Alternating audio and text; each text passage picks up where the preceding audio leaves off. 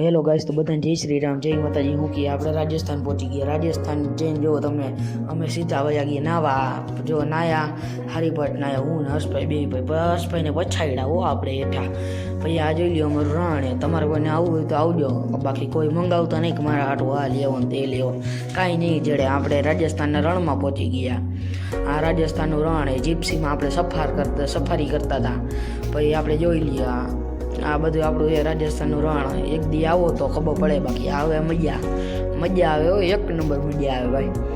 પછી આવા જોઈ લ્યો, આ રાજસ્થાનનું રણ જ આવે ભાઈ, આખું રાજસ્થાનનું રણ જ છે.